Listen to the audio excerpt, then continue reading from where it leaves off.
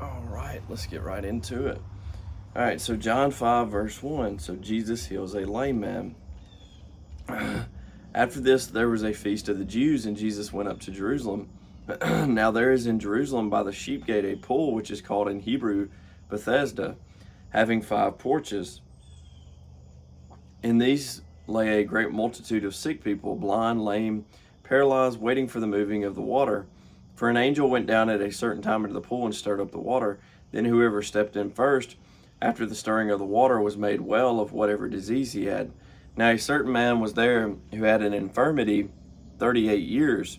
When Jesus saw him lying there and knew that he had already been in that condition a long time, he said to him, "Do you want to be made well?" The sick man answered him, "Sir, I have no man to put me into the pool when the water is stirred up, but while I am coming, another steps down before me." Jesus said to him, "Rise, take up your bed and walk." And immediately the man was made well, took up his bed and walked. And that day was the Sabbath. The Jews therefore said to him who was cured, "It is the Sabbath. It is not lawful for you to carry your bed." He answered them, "He who made me well said to me, 'Take up your bed and walk.'" Then they asked him, "Who is the man who said to you, 'Take up your bed and walk'?" But the one who was healed did not know who it was. But Jesus had withdrawn, a multitude being in that place.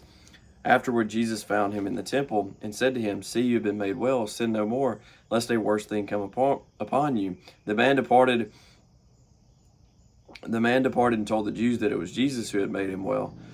For this reason, the Jews persecuted Jesus and sought to kill him, because he had done these things on the Sabbath. But Jesus answered them, "My Father has been working until now, and I have been working." Therefore, the Jews sought all the more to kill him, because he not only broke the Sabbath, but he also said that God was his Father, making himself equal with God.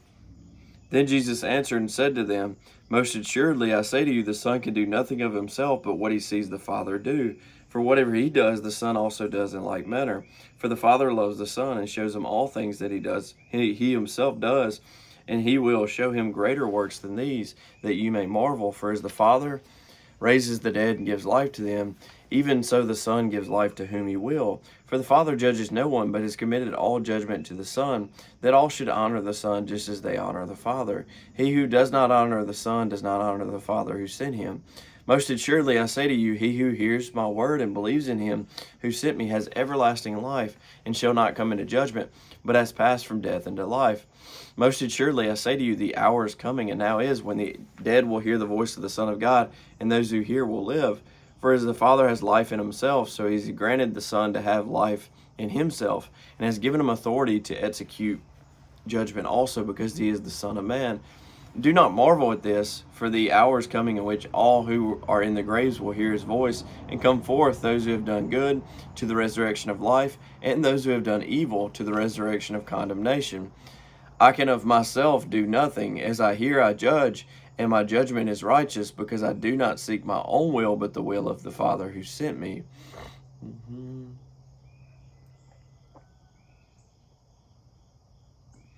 All right, so verse 31 now.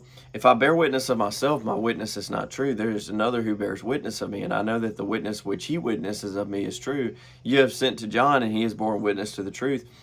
Yet I do not receive testimony from man, but I say these things that you may be saved. He was the burning and shining lamp, and you were willing for a time to rejoice in his light. But I have a greater witness than John's, for the works which the Father has given me to finish, the very works that I do, bear witness of me that the Father has sent me, and the Father himself, who sent me, has testified of me. You have neither heard his voice at any time, nor seen his form, but you do not have his word abiding in you, because whom he sent, him you do not believe. You search the Scriptures, for in them you think you will have eternal life, and these are they which testify of me. But you are not willing to come to me that you may have life. I do not receive honor from men, but I know you, that you do not have the love of God in you. I have come in my Father's name, and you do not receive me. If another comes in his own name, him you will receive. How can you believe, who receive honor from one another, and do not seek the honor that comes from the only God? Do you not think that I shall accuse you to the Father? There is one who accuses you, Moses, in whom you trust. For if you believed Moses, you would believe me, for he wrote about me. But if you do not believe his writings, how will you believe my words? All right, so now a discussion about the Sabbath. Mark 2. Yeah. Mark 2:23. Now it happened that he went through the grain fields on the Sabbath, and as they went, his disciples began to pluck the heads of grain. And the Pharisees said to him, Look, why do they do what is not lawful on the Sabbath? But he said to them, Have you never read what David did when he was in need and hungry, he and those with him? How he went into the house of God in the days of Abiathar the high priest, and ate the showbread, which is not lawful to eat except for the priest, and also gave some to those who were with him. And he said to them, The Sabbath was made for man, and not man for the Sabbath. Therefore the Son of Man is also Lord of the Sabbath. And then Matthew 12 is a repeat, is this same story. And then, but it also said, But if you had known what this means, I desire mercy and not sacrifice, you would not have condemned the guiltless. For the Son of Man is Lord even of the Sabbath. And then Luke 6:1-5 as well.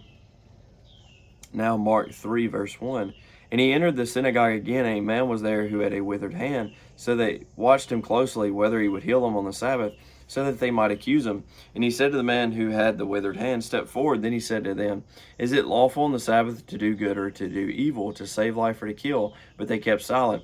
And when he had looked around at them with anger, being grieved by the hardness of their hearts, he said to the man, Stretch out your hand. And he stretched it out, and his hand was restored as whole as the other. Then the Pharisees went out and immediately plotted with the Herodians against him, how they might destroy him. All right, and then Matthew 12:9-14. There is something else he says. Okay, then he said, What man is there among you who has one sheep, and if it falls into a pit on the Sabbath, will not lay hold of it and lift it out? Of how much more value then is a man than a sheep? Therefore it is lawful to do good on the Sabbath. And then Luke 6 verse 6. Well, that's the same one. Okay.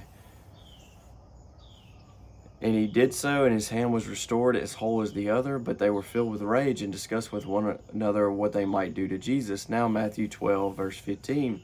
But when Jesus knew it, he withdrew from there, and great multitudes followed him, and he healed them all. Yet he warned them not to make him known, that it might be fulfilled which was spoken by Isaiah the prophet, saying, Behold my servant whom I have chosen, my beloved, in whom my soul is well pleased. I will put my spirit upon him, and he will declare justice to the Gentiles. He will not quarrel nor cry out, nor will anyone hear his voice in the streets. A bruised reed he will not break, and smoking flax he will not quench, till he sends forth justice to victory, and in his name Gentiles will trust. And that's a reference to Isaiah 42:1-4. All right. Where's the marker? All right. God bless. Hope you're having a good week so far. Hope you have a good day today.